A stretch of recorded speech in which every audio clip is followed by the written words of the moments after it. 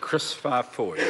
Much, Mr Speaker. I note the coincidence of us debating the Riccarton Racecourse Development Enabling Bill and the Riccarton Racecourse Bill on the biggest day of Australasia's racing calendar, the Melbourne Cup Day, and I think in about an hour all the competitors will be entering the gates. My money is on Who Shot the Barman, and the lady's money is on the Prince of Penzance, who's paying $97 when I last checked, so it's got absolutely no show, so that's money that's gone. But having said that, Riccarton Racecourse itself is an important piece of, social infrastructure for Christchurch. And about 138 years ago, a piece of legislation was put into place to protect the land that is Riccarton Racecourse for the purpose of racing in Canterbury. I was not there, but when it was put there, Riccarton Racecourse was out in the country. And because it was seen as an important piece of infrastructure, that land was protected in legislation.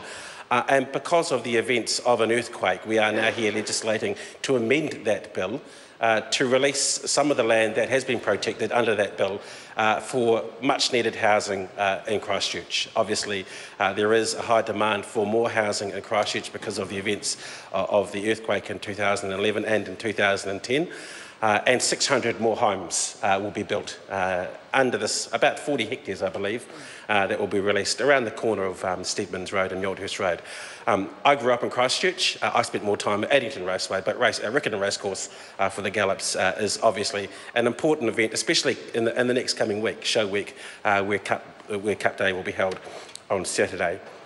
There is some debate, and that will be had at the Select Committee, as to whether or not there is enough housing set aside under this project that is deemed affordable in the quantum and also in the price. And the colleagues have made the point in this first reading debate as to whether we think that the level of what we think is affordable in Christchurch, which has been set by the government, is the right level.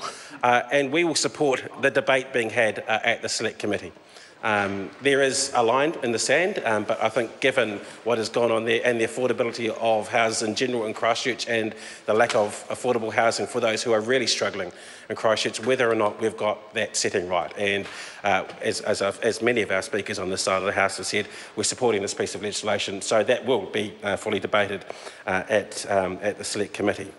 I'd like to congratulate all the parties involved in this, actually, with the City Council, Ngāi Tahu, the Canterbury Jockey Club and the Riccarton Racecourse, because I think they've found a pragmatic solution to problems that they each have. Obviously, the housing issue will be addressed with bringing 600 new homes online. The City Council, freeing up land.